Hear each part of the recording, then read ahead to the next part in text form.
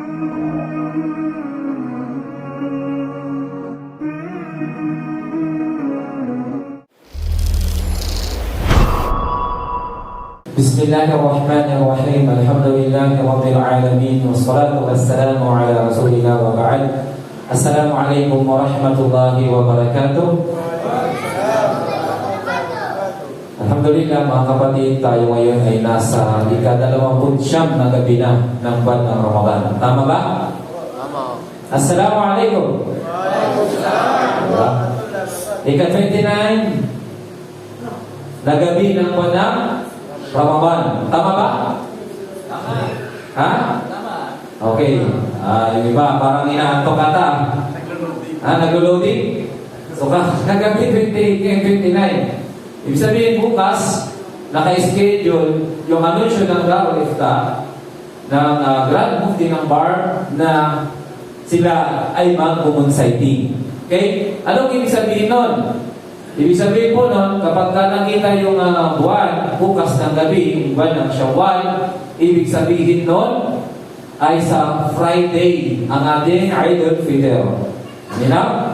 Sa Friday. Kaya naman mga kapatid sa Islam, maaari, baka alam, baka yung tahajjud natin mamaya, yun na yung huling tahajjud natin sa buwan ng Ramadan na ito. Kung makita na yung buwan, bukas. Ganon kabilis mga kapatid sa Islam. Ganon kabilis. At sigurado, mamimiss ng bawat isa sa atin yung mga ganitong tagpo sa gabi ng buwan ng Ramadan.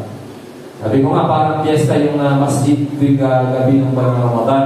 Sa sobrang sigla, napakaraming mga kapatid masisipag sa pagsama kay Allah Subhanahu wa Ta'ala. Kahit pagod, kahit puyat, kahit busy, ay nagagawa natin makarating sa masjid sa gabay ng Allah Subhanahu wa Ta'ala. Patunay na kung tayo pala ay magpupursige, kaya pala natin gawin. Kung gusto, may paraan.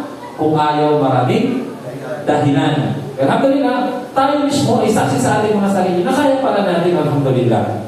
Mga kapatid sa Islam, huwag nating ipagsasawalang bahala ang gabing ito sapagkat ito ay kabilang pa rin sa huling 10 gabi ng buwan ng Ramadan, na kung saan binanggit pa rin ng Rasul sallallahu alaihi wasallam na maaaring tumama ang gabi ng Laylatul Qadr.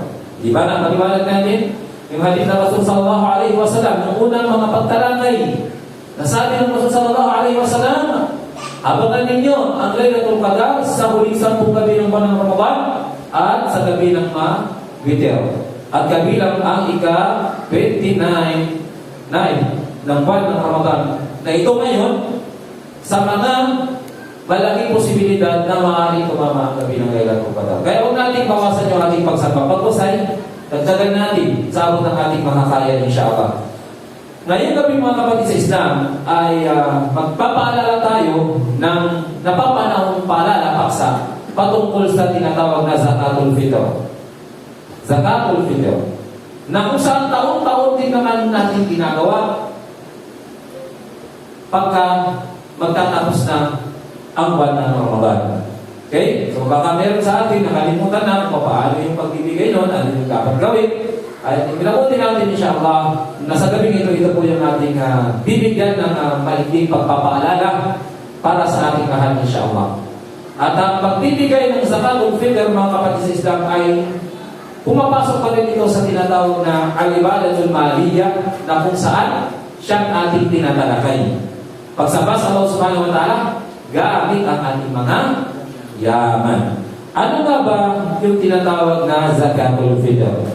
Sabi ng ating mga ulama, Zakatul Fitr hiya sadaqatun wajibatun tuadda an kulli muslimin 'inda nihayati Ramadan qabla salatil 'Eid li tathhirin nafs wa ifadatil fuqara wal masakin. So sinasabi ng ating mga ulama, ang Zakatul Fitr daw ay isang obligadong kawang-gawa na binabayaran o inilalabas ng bawat Muslim sa pagtatapos ng Ramadan bago ang Salatul Eid upang, ano yung purpose nito? linisin ang sarili at tulungan ang mga mahihirap na nangangailangan. Ito yung ibig sabihin ng zakatul fitr. Isang obligadong gawa-gawa na binabayaran ng bawat Muslim sa pagtatapos ng Ramadan bago ang Salatul Eid upang linisin ang sarili at tulungan ang mahihirap na nangangailangan. Kaya sabi ng ating mga ulama, mga kapatid sa Islam, na itong layunin ng pagbibigay ng zakatul fitr ay bilang paglilinis una sa ating mga nagawang mga pagkakasala, pagkakamali, pagkukulang habang tayo ay nag-aayuno sa buwan ng Ramadan. Yung mga dumi o yung mga kasiraang nangyari o nagawa natin, mga pagkakasala, pagkakamali, pagkukulang. Yung pagbibigay ng zakatul fitr, ito yung panangit doon sa mga pagkukulang, pagkakasala na nagawa natin habang tayo ay nag-aayuno. Dahil maaaring habang tayo ay nag-aayuno, ay nakakagawa pa rin tayo ng mga bagay na hindi kaaya-aya. Dahil nature natin, tayo ay mga tao, hindi na nangangahulugan na tayo nasa buwan ng Ramadan at tayo nag-aayuno, hindi na tayo magkakasala. Bagkus nila sa atin bilang mga tao na tayo ay nagkakamali, nakakalimot, nagkakasala, tayo ay mayroong kahinaan. Kaya alhamdulillah, ito ay ginawang solusyon sa atin ng Islam, katuruan ng Propeta Muhammad sallallahu alaihi wasallam upang madalisin tayo mula doon. Okay? At bilang pagmamalasakit sa mga fukara, sa mga mahihirap, mga naghihikaros. Sa ganun, sa araw ng Eid ay walang magutom. Lahat masaya. So ano nga ba yung ibinibigay? Ano ba yung ginagawa natin? Ano din yung zakatul fitr na ito? Yung binibigay ay ang pangunahing pagkain sa isang lugar. Sa yung kay Propeta Muhammad sallallahu alaihi wasallam, ano yung sa Tagalog? Gantang. Ayun, gantang. Tama? Salok. Sa atin, ano po?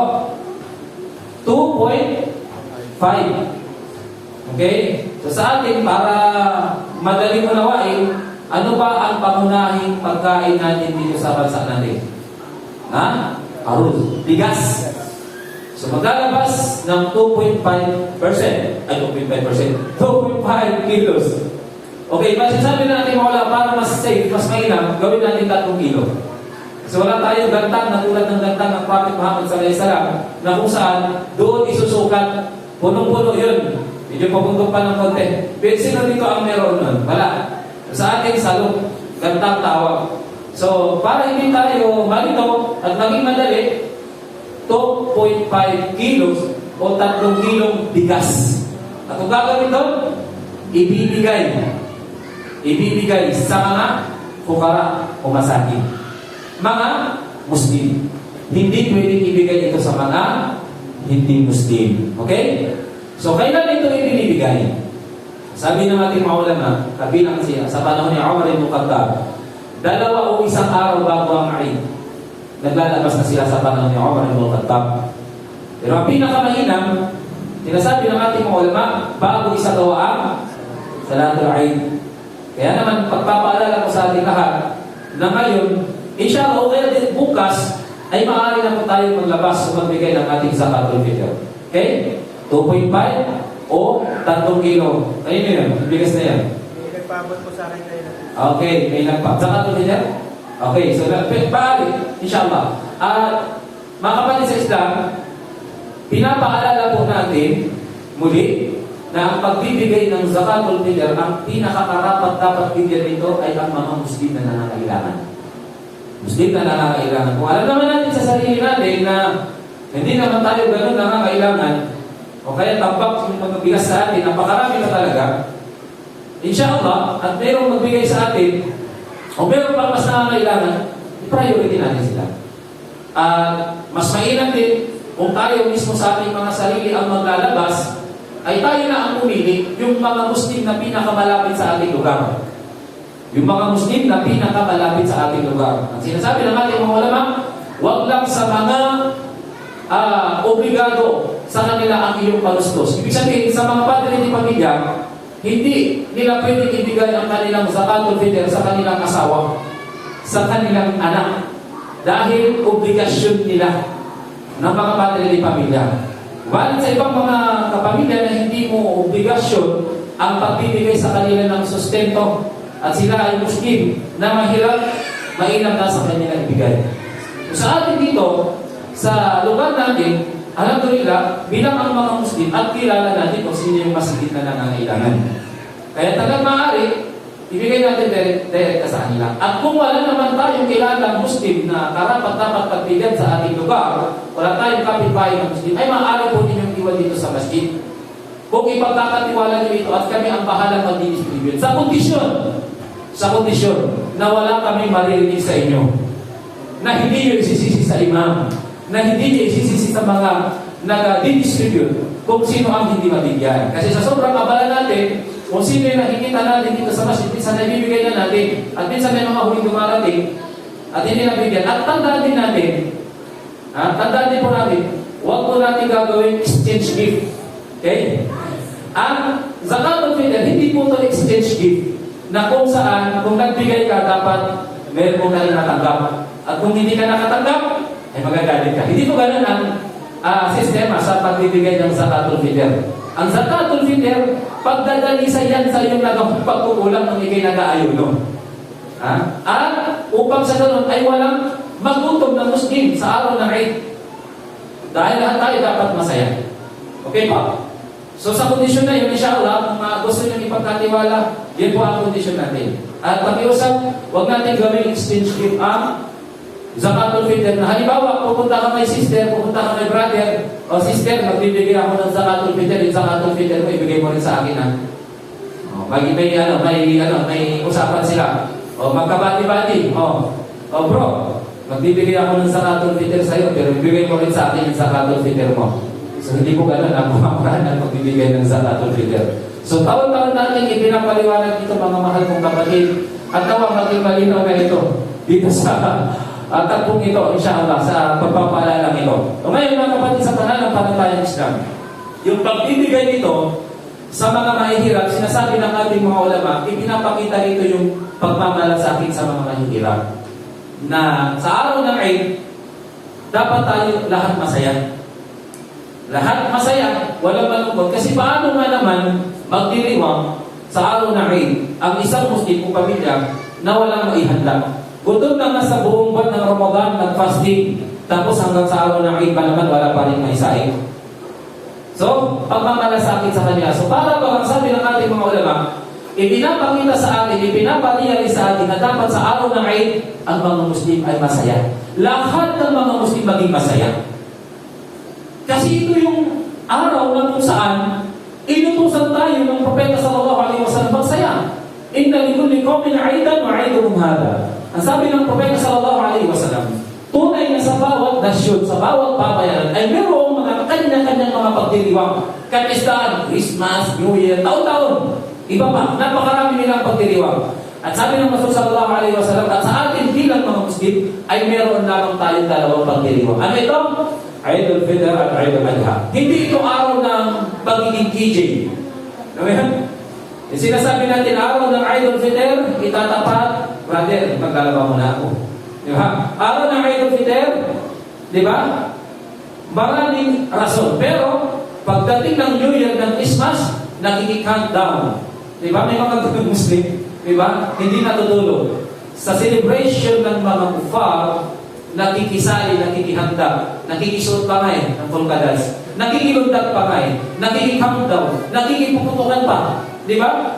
Pero bakit pagdating sa araw ng Eid, minsan makikita mo nakakalungkot ng Muslim? Hindi magawang magdiwang.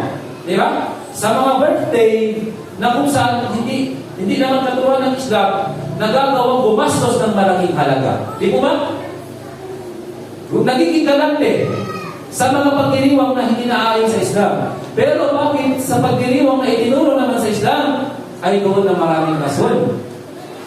Hindi lumalabas yung pagiging galante. So ito ay kabilang sa kagandahan ng Islam. Ng Islam, hindi lahat parang seryoso lagi. Di ba? Inuutosan tayo magsaya. Inuutosan tayo magdiwang sa pamamaraan na hindi natin nalalabag ang pananampalataya ng Islam.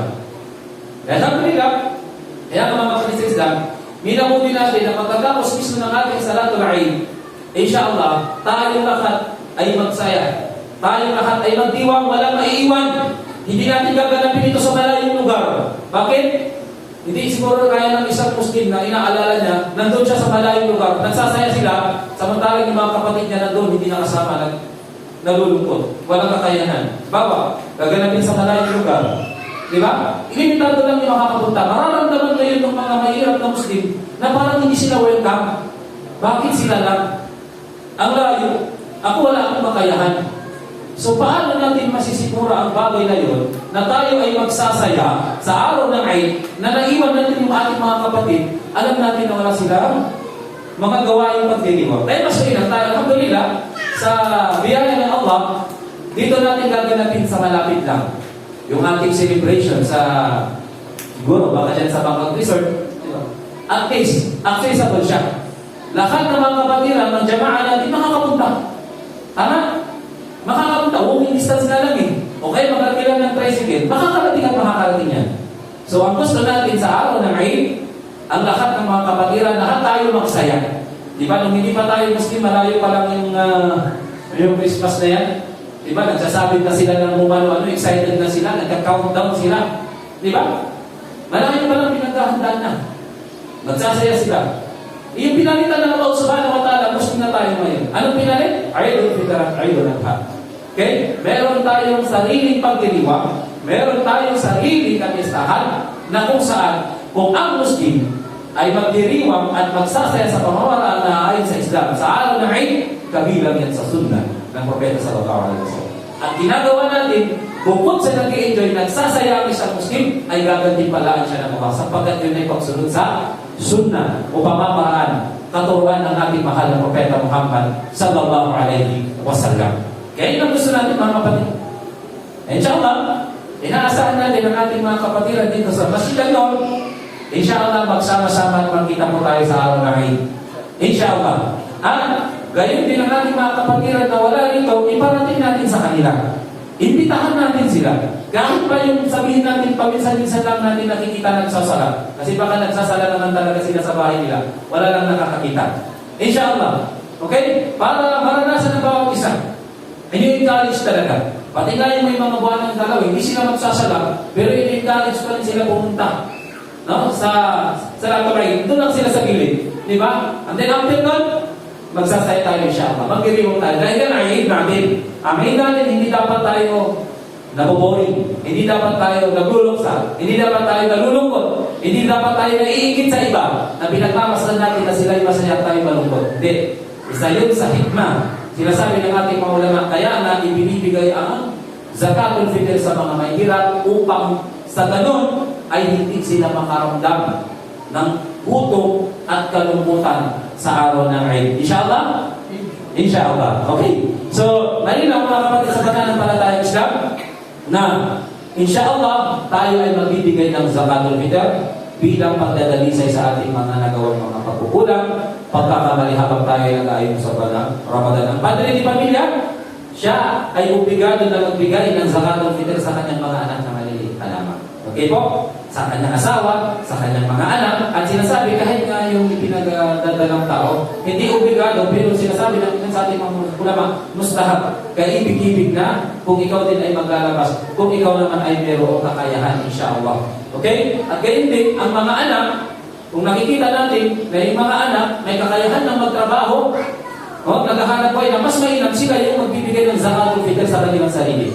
Okay? At kung nakikita naman nila yung kanilang mga magulang na nasa labis na katandaan at wala nang kakayahan magbigay, ay obligasyon din ng anak na kanyang bigyan o ilabasan ng zakatul fitr sa kanyang magulang, insyaAllah. So, maraming mga paalala ng ating mga ulama at may mga mahabang usapin patungkol sa pagtalakay at kabilang dito, yung kung pwede bang ibigay bilang pera na lang yung zakatul fitr. So, ito tinalakay ng ating mga eskola, pero mga kapatid sa pananampalatayang Islam, meron magsasabi na maaari, subalit ang pinakamainam ay kung ano yung ginawa ng Propeta Muhammad sallallahu alaihi wasallam. Pangunahing pagkain sa isang lugar. Sa atin dito, tigas. Therefore, kapatid, mayroong kakayahan, inshallah, maglabas ka ng zakatul fitr.